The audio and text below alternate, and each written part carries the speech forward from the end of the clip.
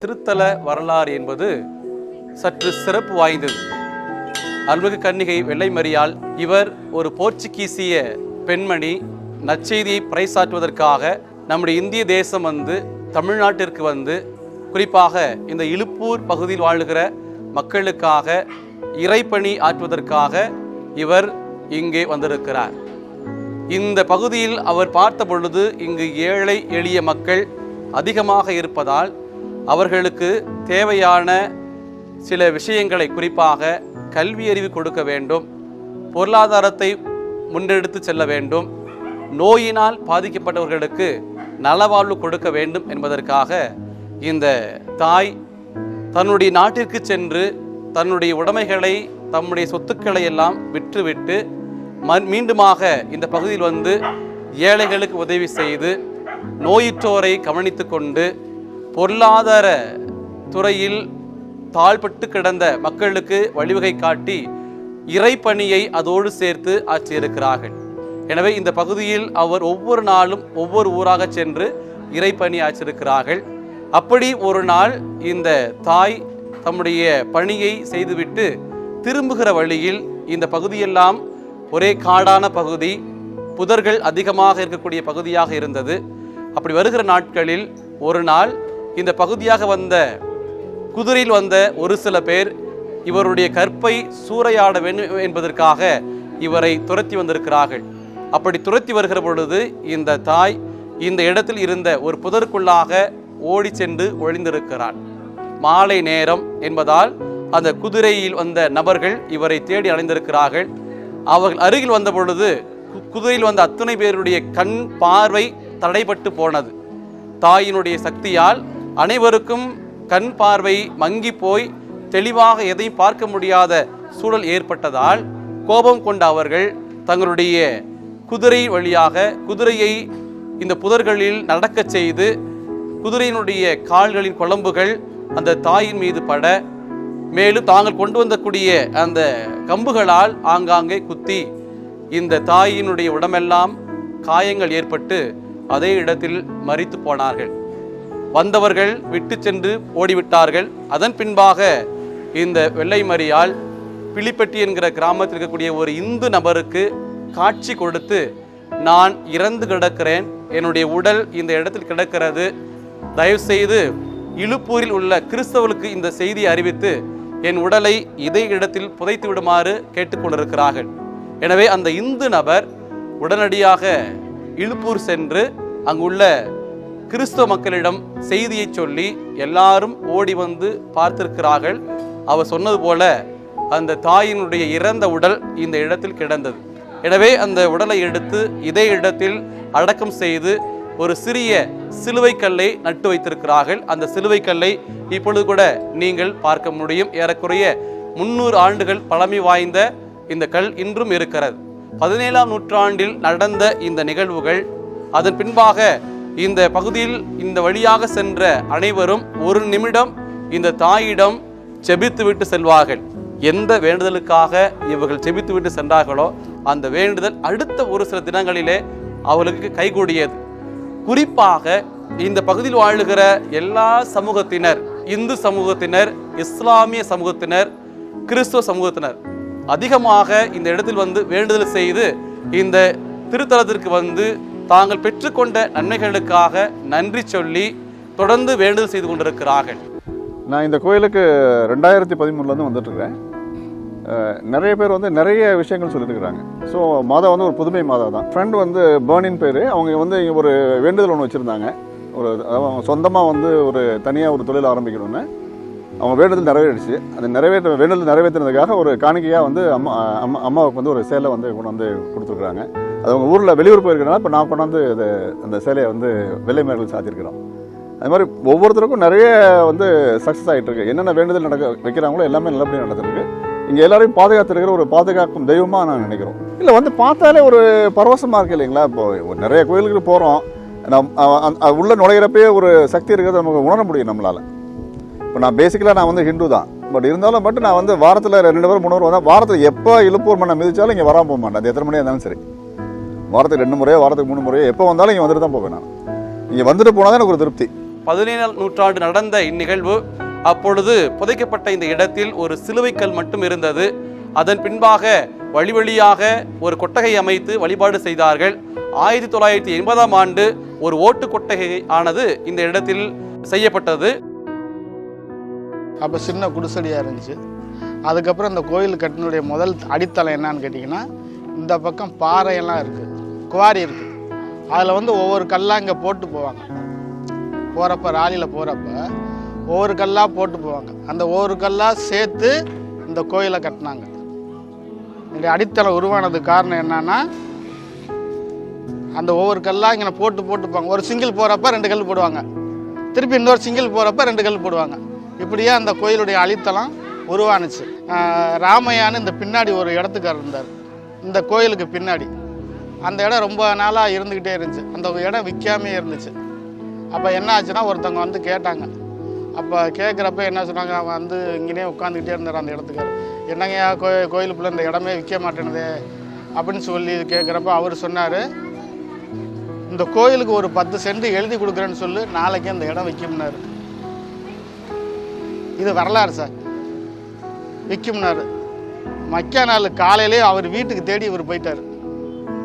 போனதுக்கு பிறகு இந்த இடம் விற்று போச்சு. ஒரு 10 சென்ட் அந்த கோயிலுக்கு இடம் கொடுத்துட்டாரு. அங்கே வருங்க அந்த காம்பவுண்டு.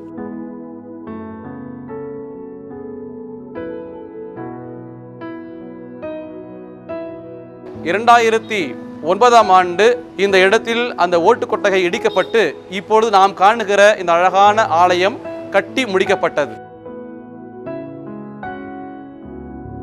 ஒவ்வொரு ஆண்டும் தவக்காலத்தினுடைய 5வது மற்றும் 6வது ஞாயிற்றுக்கிழமைகளில் இந்த வளாகம் முழுவதும், இந்த பகுதி முழுவதும் லட்சக்கணக்கான மக்கள் கூடி வந்து தங்களுடைய நன்றியறிதலை செலுத்தி கொண்டிருக்கிறார்கள். திருவிழா நாட்களில் திருப்பலி மட்டுமே நடைபெறும். இங்கு சப்பரம் கிடையாது, மற்றபடி வான வேடிக்கை கூட கிடையாது. ஆலயம் அலங்கரிக்கப்பட்டிருக்கும். 2 திருப்பலி நடக்கும். காலை 7 மணிக்கு ஒரு திருப்பலியும் 11 மணிக்கு இன்னொரு திருப்பலி நடைபெறும். 6வது ஞாயிற்றுக்கிழமை 11 மணிக்கு ஒரு திருப்பலி நடைபெறும். நம்முடைய கிறிஸ்துவ மக்களை ஏறக்குறைய ஒரு 5000 பேர் திருப்பலியை ஒரே நேரத்தில் காண்பார்கள். அந்த அளவுக்கு கூட்டம் நிறைந்திருக்கும். கிட்டத்தட்ட ஒரு 45 வருஷமாக இதில் போய்கிட்டு இருக்கோம். இப்போ ஒரு 20-25 வருஷத்துக்கு அப்புறம் தான் இந்த ரோடு, இந்த பஸ் வசதிங்கிறது ஒரு 15 வருஷம் இருக்கும். அதுக்கப்புறம் தான் இந்த பஸ் வசதி நல்ல இம்ப்ரூவ்மெண்ட்டாக இருக்குது. நினச்சதை வேண்டிக்கிட்டோம்னா நம்மளுக்கு அடுத்த வருஷம் வரும்போது, திருவிழாவுக்கு வரும்போது கண்டிப்பாக நடக்கும். நம்ம இந்துக்கு தான் நிறையா வேண்டுதலை வச்சு நிறையா பண்ணிக்கிட்டு இருக்காங்க. பாதர் வந்து பண்ணுறாரு, ஆனால் இந்துக்கள் தான் நிறையா. இன்று வரை பல இன மக்களும் பல மொழி பேசக்கூடிய மக்களும் குறிப்பாக இந்து சமய மக்களும் இந்த இடத்தில் கூடி வந்து தங்களுக்குரிய நன்றியை செலுத்தி கொண்டே இருக்கிறார்கள். இங்கு வரக்கூடிய பக்தர்கள் தாங்கள் கொண்டு வரக்கூடிய காணிக்கை, அதாவது கெடா மற்றும் சேவல்களை கொண்டு வருகிற பொழுது அருகில் உள்ள அந்த சிலுவைக்கு அருகில் அதை வெட்டி தலையை இங்கு காணிக்கையாக கொடுத்துவிட்டு, ஆட்டினுடைய தலை சேவலுடைய தலையை ஆலயத்திற்கு என்று காணிக்கையாக கொடுத்துவிட்டு அந்த மாமிசத்தை எடுத்து சென்று அவர்கள் சமைத்து அதை பகிர்ந்து உண்ணுகிறார்கள். இது மிகச்சிறந்த பண்பாக நான் பார்க்கிறேன். தங்களுக்கான காணிக்கை செலுத்துவதில் அதிகமான அக்கறையோடும் ஆர்வத்தோடும் செயல்படுவது இந்த திருத்தலத்தினுடைய மிகச்சிறந்த பண்புகளாய் இருக்கிறது. எல்லாரும் நல்லா இருக்கணும். ஆடு மாடு விவசாயம் போக்குவரத்து நல்லா இருக்கும். இல்லை, எங்கள் தாத்தா இருந்தவர், இவர் எங்கள் அப்பா, இதுக்கு முன்னால் எங்கள் தாத்தா அவர் நினச்சி குருணி நெல்லை கொண்டாந்து போட்டு போனாராம். அப்புறம் ஒரு கோழி குஞ்சை கொண்டு வந்து அந்த குருணி அரிசி கொண்டு வந்து காய்ச்சினாராம். அப்பச்சி செஞ்சதை செய்யோம்னு எங்கள் அப்பாலும் செஞ்சார். இப்போ அவர் கையில் நானும் செய்யும். கோயிலுக்கு மாலை போட்டுட்டு போயிடலாம், ஐயப்பன் கோயிலுக்கு போனாலும் இதுக்கு 10 ரூபா செஞ்சுட்டு தான் நான் போகிறேன். இல்லை, நாங்கள் இந்து. ஒரு கிராமத்தை சேர்ந்தவர், அவருக்கு 10 ஏக்கர் நிலம் இருக்கிறது. 10 இடத்துல போர் போட்டிருக்காரு, ஆழ்துளை கிணறு போட்டிருக்கிறாரு, தண்ணி வரவே இல்லை.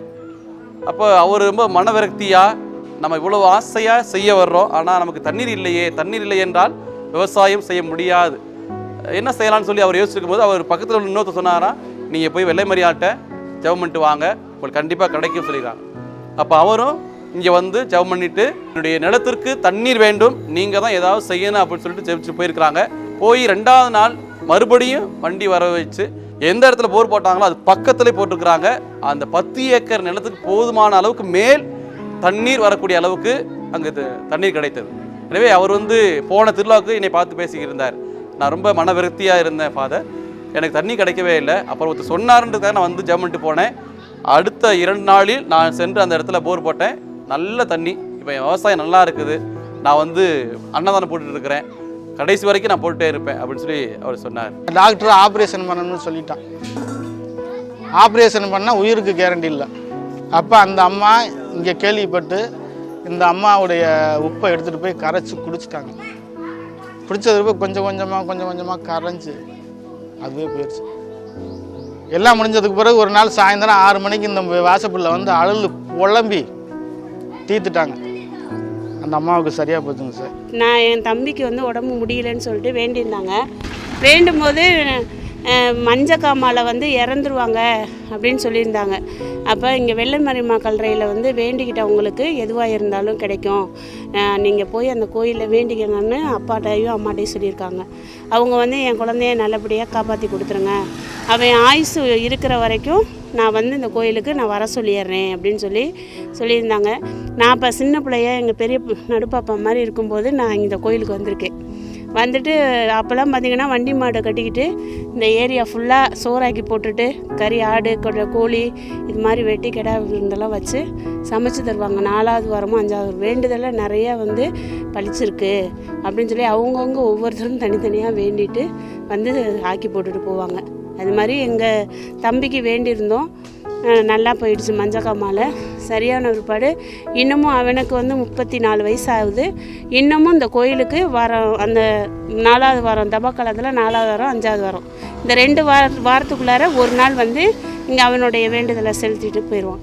இந்த இடத்துல வந்து அதிகமாக சாட்சி சொல்கிறது என்னென்னா, குழந்தை வரம் இல்லைன்னு சொல்லி என்கிட்ட பல பேர் இப்போ சொல்லியிருக்கிறாங்க. இப்போ அதை நான் கல்யாணம் ஆகி 6 வருஷம் 7 வருஷம் ஆச்சு, எனக்கு குழந்தையே கிடைக்கல, 4 வருஷம் ஆச்சு கிடைக்கல, 10 வருஷம் ஆச்சு கிடைக்கல. ஆனால் நாங்கள் கேள்விப்பட்டோம், இந்த திருத்தலத்திற்கு வந்து செபித்தால் இந்த வெள்ளை மரியாள் கண்டிப்பாக கொடுப்பாருன்னு கேள்விப்பட்டோம். நாங்கள் ஒரு இந்து மதத்தை சேர்ந்தவங்க, நாங்கள் அவள் நம்பிக்கை இல்லை, சரி சொல்கிறாங்களே அப்படின்ட்டு வந்து பார்க்க வந்தோம். எங்களுக்கு குழந்தை வர வேணும்னு சொல்லி நாங்கள் ஜெபித்தோம். நாங்கள் போன அடுத்த வருடமே எங்களுக்கு குழந்தை கிடைத்தது. எங்களுக்கு குழந்தை செல்வம் தான் மிகப்பெரிய செல்வம்னு நாங்கள் நினச்சிருந்தோம், அது கிடச்சிச்சு. எனவே ஒவ்வொரு ஆண்டும் இந்த திருத்தலத்துக்கு நாங்கள் வந்து இந்த வெள்ளை மரியாளுக்கு நன்றியை தெரிவித்து நாங்கள் எங்களால் முடிந்த காணிக்கையை நன்கொடையாகவோ அல்லது உணவாகவோ நாங்கள் பகிர்ந்து கொண்டிருக்கிறோம். இது எங்களுக்கு நிறைவை கொடுக்கிறது, சந்தோஷமாக இருக்குதுன்னு அவங்க சொல்கிறாங்க. எங்களோட உறவினர்கள் ஒருவர் 10 வருடமாக குழந்தை இல்லை, ஆனால் அதை அவங்க கூட குழந்தை இல்லைன்னு வருத்தப்பட்டாங்க. நாங்கள் அதை நினச்சி நாங்கள் வேண்டிக்கிட்டோம். வேண்டின மறு வருஷமே அவங்களுக்கு ஆண் குழந்தை பிறந்துச்சு. அவங்க நல்ல விதமாக வந்து இந்த குழந்தைக்கு நல்லபடியாக எல்லாமே பண்ணினாங்க, செஞ்சாங்க. மாதாவுக்கு என்ன செய்யணுமோ அதெல்லாம் செஞ்சாங்க, எல்லாமே நல்லபடியாக நடந்தது. அதே இதில் இன்னொருத்தவங்களும் எங்கள் உறவினர்கள் தான், அவங்களும் குழந்தை வரம் தான் வேண்டி வந்தாங்க. நான் யாராக இருந்தாலும் குழந்தை வரங்கள் வேண்டி வந்தாலும் சரி, எந்த வாரம் வேண்டி வந்திருந்தாலும் சரி, அந்த நம்மளுக்கு கிடைச்சிருச்சு அப்படின்னு இருக்கவும் கூடாது, கிடைக்கலன்னு நம்ம வருத்தப்படவும் கூடாது. மாதாவை நினச்சி வந்துக்கிட்டே இருக்கணும், அப்போ தான் நமக்கு அது கிடைக்கும். அது நமக்கு கிடைச்சிருச்சே, இப்போ நம்ம கர்ப்பம் ஆயிட்டோம், ஒரு 3 மாதம் 4 மாதம் இந்த சமயம் நம்ம இப்போ போக வேண்டாம், அடுத்து போவோம் அப்படின்னு நினைக்கக்கூடாது. அது எப்படியா இருந்தாலும் அவங்க காப்பாற்றுவாங்கன்னு அந்த தைரியம், அந்த நம்பிக்கை வேணும். தாயை நீங்கள் வேண்டி வாங்க, கண்டிப்பாக அவங்க உங்களுக்கு காப்பாற்றுவாங்க. குழந்தை கல்யாணம் ஆகி நல்லபடியாக குழந்தை தங்கணும் அப்படின்னு சொல்லிட்டு வேண்டிக்கிட்டேன். 1 வருஷம் ஆயிடுச்சு, 10 மாதம் ஆயிடுச்சுங்க. வீட்டில் ஏதாவது நினச்சி அதுவும் நடந்துச்சு. அதனால் நாங்கள் ஆக்கி போட்டு கடாயும் போட்டு கால் நோண்டி மாதிரி இருந்துச்சு. அப்புறம் வேண்டிக்கிட்டேன், உடனே கடாயும் நல்லா நடந்துருச்சு. விஸ்டம் தொலைக்காட்சி நேயர்களே, நீங்களும் வரலாம்.